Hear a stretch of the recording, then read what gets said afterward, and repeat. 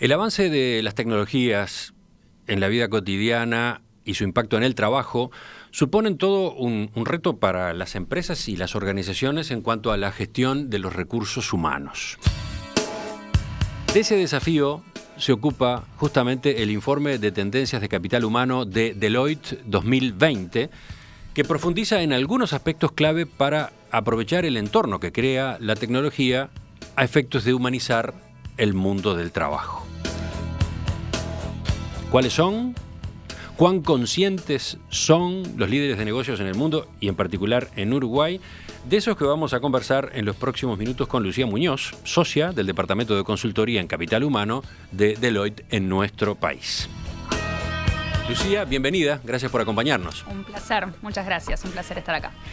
Contanos y contales a los oyentes, este es el 10º informe de tendencias de capital humano de Deloitte. Exacto. ¿Qué son estos reportes anuales que arman ustedes? Bueno, este tal cual es la 10ª edición. Este es un informe que año a año, a nivel global, hacemos, y lo que hacemos es preguntarle a los líderes de negocio. Comenzó siendo un informe bien centrado en recursos humanos, hoy tiene una presencia casi igual a nivel de líderes de negocio. Bueno, ¿cuáles son esas tendencias a nivel de capital humano, de talento, de gestión del talento en las organizaciones, y qué tan preparadas están las organizaciones para de alguna manera abordarlas y afrontarlas? Lo que hacemos es año a año preguntarles y siempre tenemos, ¿no?, esas 10, 9 tendencias que son las más importantes en relación a esto. ¿Cómo seleccionan las tendencias? ¿Cómo definen las variables para que sean eje del informe? Bien, se hacen preguntas considerando cuáles esas primeras problemáticas que están sobre la mesa de atención en las diferentes organizaciones, y se seleccionan aquellas que son temas recurrentes, tanto a nivel global, se filtra también por industria, se filtra también por tamaño de organización. En este año participaron 119 países y la realidad es que es un informe que va creciendo en cantidad, y uno de los puntos más importantes es que en Uruguay vamos también aumentando ese número de cantidad de participantes, lo cual nos ayuda a tener segmentación también en los datos. Hablaste de 119 países. Exactamente. Los consultados, los encuestados, entonces, ¿cuántos? 9.000 personas este año fueron los que participaron, líderes de negocio en la industria, en las diferentes industrias, y en Uruguay tuvimos 150 participaciones también de organizaciones en nuestro país. Y eso es más que en años anteriores, decías. Eso es más, va aumentando,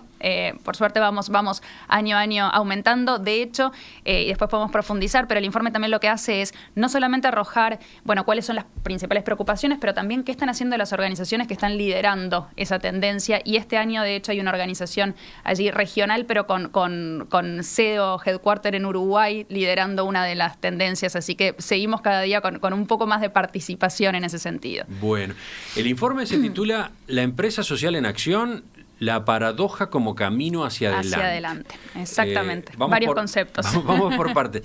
En el informe 2018, Deloitte introdujo el término empresa social, que aparece en el Exacto. título, ¿no? ¿A qué se alude? ¿Qué es empresa social? Bien, hace, tal cual como decís, hace ya una cantidad de informes que venimos hablando de este concepto, y cuando hablamos de empresa social es esa organización que empezó a tener sentido hace unos años y que lo que refleja es ya la organización que solamente busca el éxito comercial, el aumento en sí de las ganancias, empieza a tener o chocar contra una realidad o un mundo donde busca más transparencia, donde busca la ética para la organización, donde busca que la organización considere los aspectos sociales que están sucediendo en el mundo. Con lo cual empieza a surgir ese concepto de empresa social u organización social, que es esa organización que no solamente prima y busca, por supuesto, el aumento de sus ganancias, pero también en un conjunto con ese número de actores clave mucho más grande, ese ecosistema en el que opera, como pueden ser consumidores, proveedores, sociedad en general, buscando de alguna manera el aumento en los objetivos de todos. Sí, cuando ustedes historian, cuando ustedes te hacen el relevamiento de cómo se llegó a ese punto, a introducir lo de la empresa social, por ejemplo, aluden a movilizaciones, Exacto. a protestas, a planteos que en distintas partes del planeta se fueron dando justamente en los años anteriores al 2018, ¿no? Donde de alguna manera empieza a hacer sentido esa organización que realmente tiene en cuenta eso. Pensemos que una organización menos egoísta, digamos. Sí, podemos llamarlo así. Pensemos que vivimos en un mundo con una transparencia cada vez mayor, ¿no? Antes lo que pasaba en la organización quedaba dentro, ¿no? Y cada día más todo lo que sucede se visualiza, se ve y hay una transparencia absolutamente grande. Pero no solamente a nivel de esa intención por el que dirán o cómo se me verá, sino que las organizaciones, además, en este tiempo empiezan a identificar que si yo primo eso, si yo de alguna manera colaboro y genero un ecosistema con un propósito común, ahora vamos a hablar de esto, pero de alguna manera la empresa social lo que dice es, si yo tengo un propósito común que me une, no solamente a mí como organización, pero también a mis colaboradores, también a mis grupos de interés, otro tipo de trabajadores que empiezan a conectarse conmigo distinto, los resultados de negocio son grandes, pero además son grandes los niveles de compromiso, los niveles de productividad y de eficiencia. Entonces, realmente empieza a hacer sentido como nueva forma de operar en el ecosistema. Avancemos un poco más. Decíamos que el informe de Tendencia de Capital Humano 2020 pone el énfasis en la necesidad de la empresa social en acción.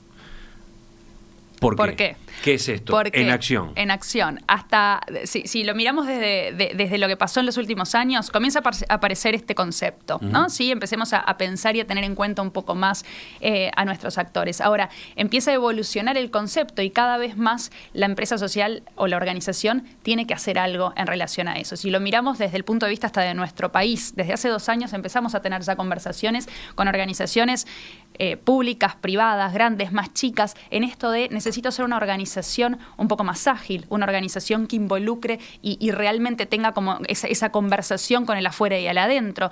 Y las conversaciones estaban, pero la realidad es que todavía las organizaciones no habían empezado a decir, ¿y entonces qué cambio? ¿No? ¿Cómo hago? ¿Qué empiezo a hacer? Y eso es lo que empezamos a notar este año. Las organizaciones empiezan a decir, este tema es muy importante y relevante para mí. Ahora, no sé qué tan preparado estoy y necesito ponerle un poco más de acción a eso.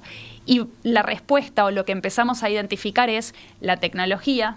Cada vez más sabíamos que era un tsunami que venía, ¿no? de cambio, pero cada día más empieza a aparecer allí, empieza a ser todavía más, empieza a empujar un poco más esto, de decir, si no empezamos a concentrar y a tomar ciertos conceptos como puede ser el cuidado de generar un propósito común, el cuidado de realmente tener una conexión profunda con mis colaboradores, no voy a estar generando realmente ese concepto de organización social más grande. Sí, la revolución tecnológica está pesada, está muy dinámica, está fuerte y a los efectos de las organizaciones y de las empresas tiene las dos caras, ¿no?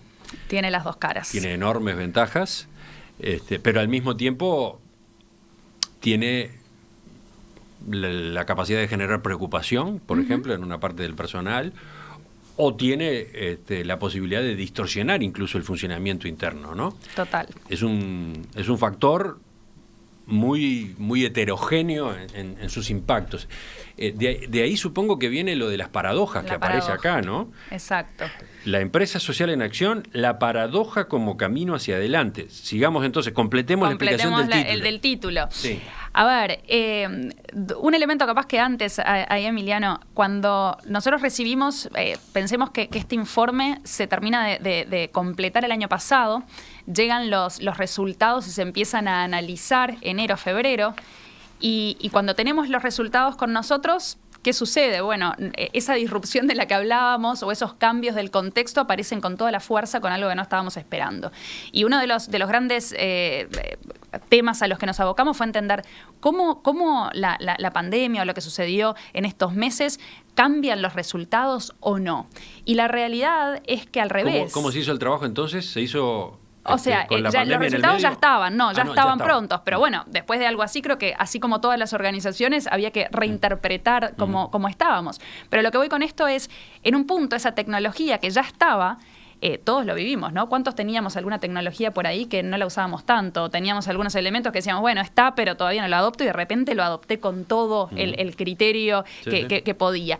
Y eso es lo que nos mostró es aún más esa paradoja de la que ahora podemos profundizar. Pero creo que lo interesante es, y me gusta mucho esto de pensar que vivimos como una máquina del tiempo, ¿no? Nos fuimos hacia el futuro del trabajo en estos últimos meses, y eso nos ayudó a ver muchísimo más esta intersección entre lo que es la tecnología y el factor más humano de la organización, de lo que habla esta paradoja. Cuando miramos el informe y nos fuimos a los 10 años del informe de tendencias, vimos que cada año las tendencias iban evolucionando, las organizaciones se iban preocupando en como si fuesen dos tracks totalmente separados. Por un lado, incluíamos tecnología y nos íbamos, ¿no?, como preocupando de seguir ese punto. Y por otro lado, todas estas preocupaciones de las que hablábamos, las organizaciones empezaban a tener diferentes tipos de colaboradores que se conectaban, el que está todo el tiempo en mi organización y en mi nómina, el freelance que aparece, un nivel de un cliente que empieza a exigir más. Entonces cambiaban los modos de operar en la organización. Nos organizábamos distintos. Pero lo que notamos es que esos dos tracks fueron bien separados y así se mantuvieron en este tiempo. La tecnología por un lado y el factor, ¿no?, más de organización del trabajo por el otro. Y eso hace que hoy, ¿no?, de alguna manera esto empiece a tener que confluir, porque si nos vamos, y vuelvo a estos últimos 3 meses, y empezamos a mirar cómo de alguna manera estuvimos más distanciados que nunca, pero al mismo tiempo necesitamos estar más conectados que jamás para poder realmente ser productivos. Teníamos menos elementos en la mano, porque quizá nos fuimos muchos de nosotros a nuestra casa sin todo lo que, no sé, ustedes mismos, como estaban haciendo radio, con menos de lo que tuvieron siempre, pero tenían que ser más productivos que nunca también, porque ahí había muchos elementos, muchas noticias para compartir y demás. Y ahí empieza a aparecer cómo en realidad la paradoja de la tecnología quizá me produce una individualidad o una separación y una distancia, pero el ser humano, para ser realmente tener su esencia, pero además para que las organizaciones produzcan de verdad, necesitan tener una conexión absolutamente profunda. Por otro lado, necesitamos, y la tecnología lo que hace es reinventarnos todo el tiempo, pero tuvimos muchos equipos en este tiempo que vimos que necesitaban la seguridad de sentir: mi trabajo sigue estando, y dame algo conocido para saber de dónde me agarro, y ahí aparece ese otro elemento humano. Y por otro lado, la tecnología nos muestra esa incertidumbre constante. No tenemos ni idea de qué va a pasar mañana o pasado, porque todo se reinventa, pero al mismo tiempo, para poder ser audaz, para ser valiente, necesito saber hacia dónde voy. Son 3 paradojas, entonces. No es una, sino que son 3, por lo menos 3. Exacto. Las resumo a partir de lo que recién estaba señalando. Dale. 1, ustedes lo plantean así: fomentar el sentido de pertenencia en torno a un deseo de individualidad. 2, crear seguridad en un mundo de reinvención. 3, tomar medidas audaces en una era de incertidumbre. Y esas 3 paradojas, lo que notamos a partir del análisis de las tendencias y lo que están haciendo organizaciones que empiezan a solucionarlas, tienen un factor común, y es cómo hago para que esa intersección entre la tecnología y el factor humano realmente conecte y me genere una potencia mucho más grande en mi organización. Y para eso tengo que cambiar ciertos aspectos que son mucho más culturales. Tengo que empezar cultural a nivel de organización, ¿no? Tengo que empezar a cambiar mi ADN, mi cultura organizacional, para dar respuesta a esas 3 paradojas. Y allí aparecen 3 elementos que de alguna manera conforman el ADN de esta organización social para potenciarla, que son propósito. ¿Por qué? Porque el propósito responde a esa paradoja entre individualidad y pertenencia, la individualidad que me da la tecnología y al mismo tiempo la pertenencia que necesito. En estos meses, vayamos a estos últimos meses, tuvimos un propósito muy, pero muy fuerte en común en nuestros equipos y en nuestras organizaciones. Teníamos que ir contra algo que estaba sucediendo, que ponía en juego nuestra salud, nuestras familias, nuestros equipos. Y hay organizaciones, y hemos conversado con muchas organizaciones, que decían: nunca trabajamos tan de memoria y tan bien como equipo. ¿Por qué? Porque había algo más grande, había un propósito común que teníamos que realmente nosotros como equipo manejar. Ahora, ¿cómo hacemos como organizaciones para que ese propósito, cuando esto pase, cuando ese propósito en el día a día esté muy claro, muy común, y todos sepamos hacia dónde vamos y cómo mi trabajo aporta a un todo mucho más grande? El segundo tiene que ver con potencial. que de alguna manera el segundo elemento del ADN responde a esa disyuntiva entre la seguridad que necesito como persona, sabemos que de alguna manera de algo nos tenemos que agarrar, y esa reinvención constante que trae la tecnología. Y eso, de alguna manera, lo podemos ver también en todo lo que fueron los elementos que empezamos a adquirir, ¿no? Y allí vemos equipos que empezaron a funcionar absolutamente virtuales y compartiendo ciertas herramientas y cambiando toda la forma en que trabajaban y cómo trabajaban. Ahora necesitamos de alguna manera empezar a generar y pensemos cuántos de nosotros tuvimos que cambiar y aprender en este tiempo. ¿Cuánta gente tuvo que aprender cómo operar con tecnologías nuevas o cómo hacer cosas diferentes? Y sin ir más lejos, muchas organizaciones nos han contado cómo cerraron alguna parte de la que brindaban al público y esas personas tuvieron que aprender a hacer otra cosa. Uh-huh. Ahora bien, esa reinvención, y cuando hablemos de las tendencias podemos entenderlo mejor, tiene que ver con esto de la organización de me cambia mi contexto, me cambia el mundo, necesito que mis colaboradores y mi fuerza laboral y mis capacidades evolucionen. Uh-huh. Y esa paradoja se cierra cuando la organización empieza a generar una organización que aprende y que prepara a sus colaboradores para ese futuro que de alguna manera puede lucir uh-huh. con incertidumbre. Y voy convirtiendo de alguna manera mis capacidades y me convierto en esa organización que aprende y que no es que de un día para otro, si me cambia el terreno, tengo que cambiar mi gente. No, mi gente está preparada para seguir aprendiendo. ¿Cómo le llaman? Reskilling. Reskilling, uh-huh. Exactamente, que es una de esas, es la tendencia que aparece este año, aparte como un ejemplo nuestro en nuestro país. Y la tercera... Faltaba el tercero. Faltaba el tercero. El tercer atributo. El tercer atributo es perspectiva. ¿Y por qué? Porque hasta hace un tiempo mirábamos y las organizaciones se juntaban a pensar, bueno, ¿cuál es nuestra visión a 5 años? Hoy las organizaciones empezamos a aprender que esa perspectiva tiene que ser ahora, ¿no? A 1 año, a 12 meses, a 18 meses, también hacia el futuro, pero lo que necesito como organización para poder ser audaz y liderar los cambios, y de eso se trata, es darle un poco de luz a la incertidumbre que me genera el futuro. Y para eso necesito datos. Y para eso necesito empezar a analizar datos y empezar a entender, si quiero recapacitar a mi gente, qué es lo que se viene, cómo puedo hacer para identificar las capacidades que voy a precisar, cómo puedo saber cuál va a ser el futuro de mi industria, qué tengo que estar haciendo para mirar eso, y para eso preciso esa perspectiva hacia adelante. ¿Qué dicen los encuestados por Deloitte en el informe de Tendencias de Capital Humano 2020? ¿Qué dicen? ¿Cuáles son las tendencias en las que deben poner atención justamente para enfrentar este mundo donde la tecnología está tan fuerte, para aprovechar ese potencial, para que la tecnología no sea un inconveniente, sino al revés, un factor a favor? Vamos a seguir conversando en los próximos minutos. A propósito de este informe, vamos a seguir conociendo sus detalles. Estamos con Lucía Muñoz. El avance de las tecnologías en la vida cotidiana y su impacto en el trabajo suponen todo un reto para las empresas y para las organizaciones en cuanto a la gestión de los recursos humanos. De ese desafío justamente se ocupa el informe de Tendencias de Capital Humano de Deloitte 2020. Sobre los resultados de ese relevamiento estamos conversando esta mañana con Lucía Muñoz, que es licenciada en Antropología Social y Cultural, con un posgrado en especialización en cambio organizacional. Ella es socia del Departamento de Capital Humano de Deloitte, Uruguay.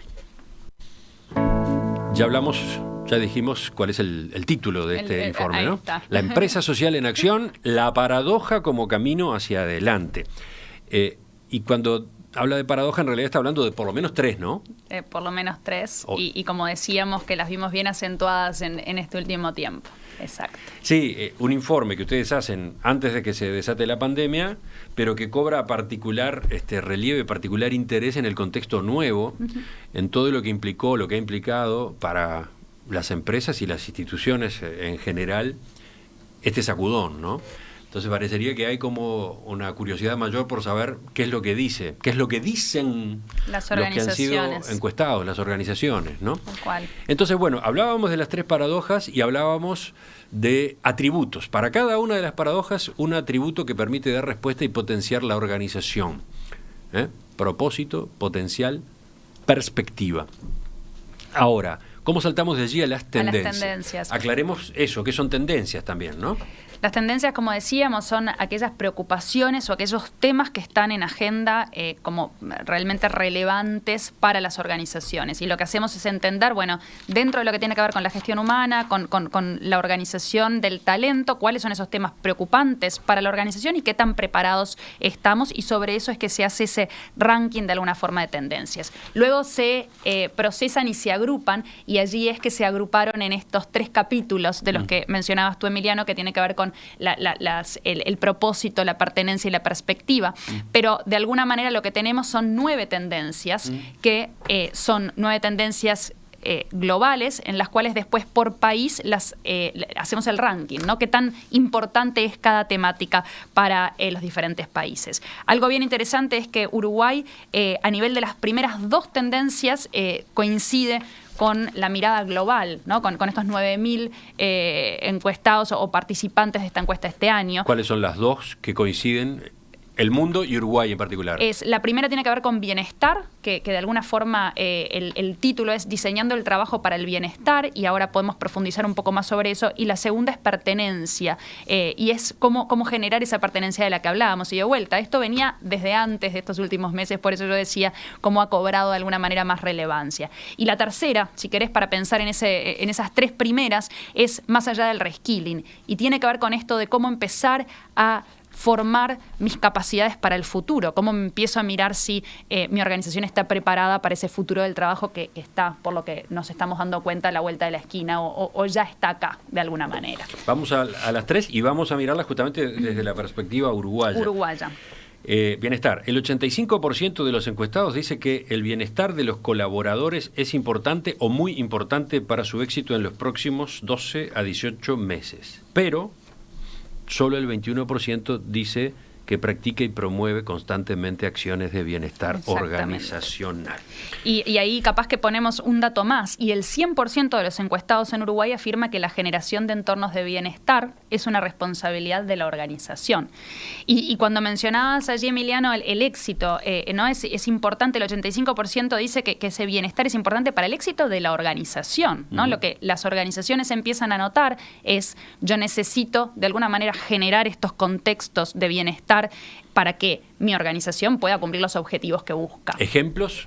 ¿De qué estamos hablando cuando aparece el concepto bienestar? Lo que empieza a suceder, porque podemos pensar, pero ¿cuánto hace que venimos hablando, ¿no? Del cuidado, de alguna manera, del colaborador y el tener esa mirada y el generar beneficios puntuales para el colaborador? Así, eso es lo que ha cambiado. Lo que cambia es que, de alguna manera, hasta ahora veníamos implementando prácticas y políticas de bienestar, incluyendo determinados elementos en la vida diaria de la organización, como ser políticas o prácticas desde tickets de beneficios o asociaciones con algunas otras organizaciones para poder brindar algo, o determinados horarios. Pero las organizaciones empiezan a dar cuenta que en realidad no están siendo efectivas a esto. ¿Y por qué? Porque de repente, quizá y aquellos que nos están escuchando que de alguna forma están en estas temáticas, saben lo que el tiempo que se invierte en tratar de, y el dinero que se invierte en tratar de generar planes de beneficios donde realmente el colaborador se sienta conforme y que sea importante. Pero la realidad es que no tenemos una mirada a nivel de datos de entender qué es lo que realmente valora mi gente. Y allí pregunto qué pasó en estos últimos meses, ¿no? ¿Para todos era igual ese bienestar? ¿Para todos funcionaba igual a nivel de la logística que tuvieron que poner en su casa? ¿El horario flexible o el horario desde la mañana hasta la tarde? O, por ejemplo, el home office, ¿para todos funcionó igual? Y empezamos a entender que no. Y lo que empezamos a darnos cuenta es que, en realidad, las organizaciones están invirtiendo mucho en bienestar, pero pocas lo están midiendo. Y en realidad lo que vemos es que estamos haciendo un esfuerzo sin entender qué es lo que realmente valoran mis colaboradores. ¿Cómo puedo diseñar el bienestar en el trabajo en sí mismo? ¿Cómo puedo entender qué es lo que necesito hacer para que ese colaborador en sus distintos segmentos empiece a sentir que la organización responde? Para algunos será el poder trabajar a distancia después de este tiempo que vivimos así. Para otros será otro tipo de flexibilidad. Lo que las organizaciones empiezan a hacer es a medir, a segmentar y empezar a incluir ese bienestar en el día a día, como pueden ser esas prácticas que ayuden a que yo sienta que soy parte, ¿no? Y mi vida y mi trabajo tienen como esa conexión. Ahí tenemos entonces una asignatura pendiente. Ahí tenemos una asignatura pendiente. Vayamos ahora la otra tendencia. Pertenencia. En Uruguay, el 84% de los encuestados dijo que fomentar un sentido de pertenencia en la fuerza laboral será importante o muy importante para su éxito en los próximos 12 a 18 meses. ¿Cuál es el pero? Exacto. Solo el 13% dice que está muy preparado para abordar esa tendencia. Y cuando hablamos de pertenencia estamos hablando de esto de la camiseta puesta, del sentir que soy parte de, lo decíamos hace un rato, ¿no? Logramos entender que estábamos todos juntos en un barco para un factor común que teníamos que de alguna manera enfrentar y superar en este tiempo, y eso hizo que muchas organizaciones notaran diferencias. Lo que necesitamos ahora es decir, ¿cómo conectamos? ¿Desde dónde? Y ahí es donde la organización social que hablábamos hace un rato cobra relevancia. Para conectar necesito un propósito mucho más grande. ¿Para qué existe mi organización? ¿Qué viene a hacer? De alguna forma responde a qué a nivel social y tengo que lograr hacer que cada uno de nosotros, no importa dónde estemos en la organización, sepamos cómo contribuimos a ese trabajo o ese objetivo mucho más grande. Las organizaciones lo que dicen cuando les preguntamos, bueno, ¿cuáles son esos factores prioritarios para la organización para generar esa pertenencia? El liderazgo, claramente, ¿no? El 37% de las organizaciones que participaron en Uruguay dicen el liderazgo es un factor clave, tengo que capacitar y formar a mis líderes para que generen pertenencia. La cultura organizacional, el 35% dijo es muy importante, necesito realmente hacer que esa cultura organizacional responda a estas preguntas, tengo que hacer un propósito que centre esto y la organización social, organización adaptable, como otro término que por allí aparece, se centra en eso. Y las relaciones personales, generar conexión, y aunque la tecnología esté allí, ¿no? Con la individualidad necesito conectar más que nunca para hacer que ese propósito realmente sea un propósito compartido. Y vayamos a la tercera. La tercera es quizá la que más llama a la acción inmediata si nos ponemos a pensar en el contexto en el que estamos. El reskilling. Exactamente. Vamos a esa. Vamos a esa. Y las cifras son bien contundentes, ¿no? Allí el 55% de las empresas en Uruguay consideraron que la mitad o la totalidad de sus colaboradores deberán cambiar sus habilidades y capacidades en los próximos 3 años. Pero, ahí está el pero. Otra El vez. 20% considera que su organización podría prever en gran medida las habilidades que va a necesitar en 3 años. Y solo el 15% considera haber tenido éxito al anticiparse en cuanto a habilidades y capacidades hasta ahora, ¿no? Exacto. Y la verdad, Milenio, que si nos ponemos a pensar como organizaciones y como sociedad y como país, ¿qué tenemos que hacer? Y sí, la acción y esto de ponernos a la acción se torna importante. Y las organizaciones ya lo están haciendo, ¿no? Y allí quizás es importante el entender cómo por medio de diferentes prácticas, muchas organizaciones están parando a decir qué va a cambiar en mi industria en un año, qué va a cambiar en mis consumidores, en mis clientes y cómo tengo que prepararme para eso. ¿Qué habilidades necesito? Analítica de datos, bueno, empecemos a generar capacidades internamente. Voy a necesitar mayor comunicación, qué roles voy a necesitar y cómo empiezo a formarme. Cuando preguntamos a las organizaciones, y allí hay una mirada muy positiva de este futuro del trabajo, las organizaciones no están pensando, planificando cambiar tecnología por el factor humano. Al contrario, ¿no? Y lo que estamos viendo es que aquellas organizaciones que empiezan a potenciar su fuerza laboral con nuevas capacidades son aquellas que realmente están liderando, ¿no? Los pasos que siguen. Ahora, no hablemos solamente o no entendamos el reskilling como habilidades técnicas, ¿no? Que es lo que primero podemos pensar. Pensemos que el colaborador o la empresa o la organización del futuro que lidere realmente es aquella que va a poder ser muy resiliente en cualquier contexto, que va a poder aprender del día al otro día y que va a poder generar nuevas capacidades. Y para eso, en la organización necesito algunas capacidades clave, como ser, primero, la colaboración, profunda colaboración a nivel de liderazgos, a nivel de equipos. Segundo, el aprendizaje continuo. Y ahí hay alguna otra tendencia que aparece que habla de la gestión del conocimiento y el aprendizaje continuo que tiene que estar y tiene que ser parte de esa cultura organizacional.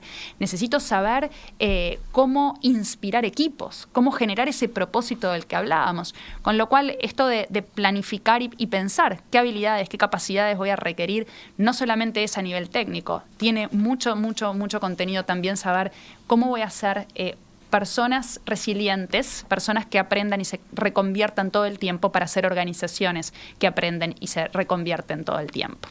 Enseguida vamos a 2 o 3 puntos más y creo que podemos incorporar también algunas consultas que llegan de la audiencia. Seguimos conversando con Lucía Muñoz. Estamos hablando a propósito del informe Deloitte, del año 2020. Y decía, hay algunas consultas que llegan de la audiencia. Por ejemplo, ¿por qué se utiliza el término colaborador y no trabajador asalariado? Es igual. El tema es allí que el trabajador, que no solamente estamos hablando de los trabajadores asalariados. Cuando hablamos de las diferentes, una de los grandes cambios que tuvo la organización en esto del camino hacia la organización social en el último tiempo fue empezar a incluir diferentes formas de conexión y de trabajo. Las organizaciones empiezan a tener colaboradores, no solamente en aquellos que trabajamos todos los días en nuestra organización, sino también aquellos que somos parte de otra organización y de alguna manera conectamos para determinadas cosas o servicios puntuales, o aquellos trabajadores que son independientes y que de alguna forma conectan diferente. Y por eso el término quizá es hasta más amplio en ese sentido. Otra pregunta a propósito de los sindicatos, ¿cómo entran en todo este esquema? Y los sindicatos son absolutamente uno de esos actores clave dentro de lo que es la organización social. La organización social se compone por todos mis grupos de interés. Sí, por ejemplo, esta oyente que manda el mensaje, a ver si tengo el nombre, Marta dice... Su experiencia acumulada es grande, hay que aprovecharla, ¿no? Absolutamente. Y el generar propósito tiene que ver con conectar cada una de las miradas, el generar perspectiva tiene que ver con tener toda esa mirada, y más que nunca, cuando estamos hablando de esto del reskilling y el empezar a generar capacidades hacia el futuro, el conectar con todos los actores y por supuesto que a nivel de sindicato se torna absolutamente relevante para llegar a esos objetivos compartidos. Nos estábamos deteniendo en 3 tendencias. Pero el informe analiza más, ¿no? Ya lo dijimos, el informe es largo, es aclaremos. Muy largo y está disponible. Páginas. Sí, y lo interesante de este año, Emiliano, es que si acceden al informe, que está libre para que todos puedan acceder, está traducido totalmente también al español, también están todos los datos de Uruguay para que puedan encontrarlo, pero además hacer ese recorrido por los 10 años de las tendencias, porque el informe te lleva hacia adelante y hacia atrás en eso, y de alguna manera podemos ir haciendo ese recorrido en lo que fueron los últimos 10 años. Hay un punto particularmente rico, me imagino, que es el de lo intergeneracional, ¿no? Exacto. Hay un nuevo concepto. Flor de tema, cuando además está cambiando hoy el concepto de vejez, el concepto de tercera edad, está en absoluta transformación. Absolutamente. ¿No? El 84% de los encuestados en Uruguay dice que considera las diferencias generacionales para diseñar e impulsar sus programas de fuerza laboral. Pero solo el 26% está preparado para liderar una fuerza laboral multigeneracional de forma efectiva. Allí yo creo que si hay algo que podemos como aportar para la mañana y para quedarnos pensando, aparece un nuevo término que es el perennial, ¿no? Hablamos de los millennials, cuántos tiempos, centennials. ¿Qué es el perennial? El perennial, y ahí muchos de los oyentes se van a quedar también contentos con este término, es esa fuerza laboral o no, esa generación que de repente dice, bueno, no importa la edad, pero yo no sé si ¿realmente podemos separar por generaciones para ver las diferencias? Todos los millennials son de determinada manera y todo ¿no? Y en realidad lo que nos damos cuenta, y piensen de vuelta en estos últimos 3 meses, es que hay muchas características personales que empiezan a jugar allí. Y quizá a misma edad y mismo contexto, algunos tienen un interés y otros tenemos otros, y algunos queremos más o menos y otros diferente. Con lo cual las organizaciones que empezaron a segmentar distintos se dieron cuenta que ese concepto de perennial hacía referencia a no tengo que mirar a mi fuerza laboral por los más jóvenes o los más grandes. Capaz que lo que tengo que empezar a mirar es las características y las individualidades y segmentar distinto. Y es ahí que surge ese nuevo término que la realidad estamos...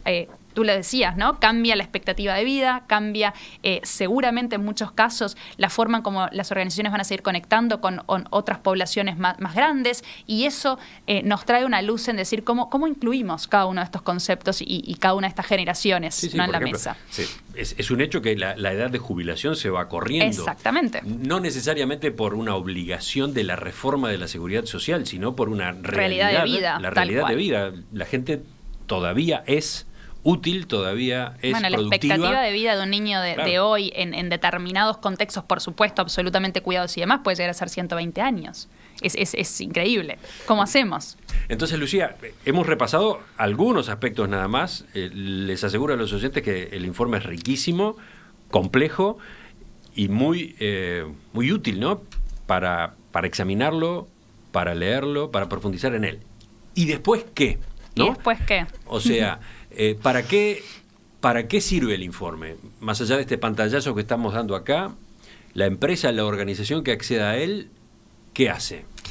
Mira, Mileno, a nivel, yo creo que hay dos grandes áreas en esto. A nivel de gestión humana, este es un informe que ya en Uruguay es como esa lectura obligada de lo que tiene que ver con recursos humanos para ver cuáles son las soluciones, porque cada una de estas tendencias, de las 9 tendencias que ven, hay 10 en realidad, porque hay un último capítulo que es una carta a recursos humanos en sí y en la evolución de la función, pero cada una de ellas aporta pautas y aporta ejemplos de lo que están haciendo las organizaciones que están ya un paso más para atacar cada una de las tendencias, con lo cual eso primero. O sea, aparecen referencias, aparecen ideas, aparecen modelos, entre comillas, a observar. Exacto. Y por otro lado, aquellos temas que quizá todavía no estaban siquiera en mi agenda como organización, como líder, es bueno saber que por ahí vamos, ¿no? Entonces, yo creo que hay dos líneas. La primera es hacernos conscientes de estos temas y la segunda es empezar a accionar. Por ejemplo, ¿qué estoy midiendo? Recién hablábamos de nuestras generaciones y los perennials y los millennials. ¿Cómo estoy yo categorizando mi organización? ¿Qué datos estoy buscando? ¿Cuáles son los datos que podría estar haciendo? ¿Cómo puedo hacer para ver las diferencias y las expectativas que tengo en mi organización? Si vamos al reskilling, me hice las preguntas correctas. Quizá todavía no necesito empezar a desembarcar ¿no? como proyectos muy complejos, pero sí juntar a mis líderes de área y preguntarme, ¿hacia dónde vamos? Desde el punto de vista de cada una de las áreas. ¿Qué cambios van a haber? ¿Qué están diciendo mis clientes? ¿Qué es lo que tengo que empezar a pensar o hacer diferente? ¿Qué habilidades tengo en mi fuerza laboral? ¿No? El preguntar, ¿tengo un propósito común? ¿Todos entendemos lo mismo por hacia dónde vamos? Y claramente esas son acciones que la organización ya puede empezar a hacer. No estamos hablando quizá, ¿no? de grandes cambios. Están las otras que ya están mirando esto desde otra perspectiva y hoy están analizando cómo hago para volver a esa nueva realidad, ya ni siquiera normalidad, distinto y empoderado, aprovechando mucho de todo lo que viví acá. O cómo cambio mi organización para hacerla mucho más adaptable y realmente están haciendo reingenierías mucho más grandes. Pero bueno, esto creo que lo más importante de las tendencias es no hay un camino único, ¿no? El punto es, como organizaciones, qué cosas de estas me hacen sentido y cómo puedo empezar a ya prepararme sabiendo que esto de la disrupción no era un cuento, ¿no? Y realmente llega y a veces nos sorprende. Lucía Muñoz, socia del Departamento de Consultoría en Capital Humano de Deloitte Uruguay, gracias por visitarnos y por dejar todo este punteo abierto, ¿no? Para que después, bueno, el oyente tome sus propias decisiones, ¿no? Un placer, muchas gracias. Hasta la próxima.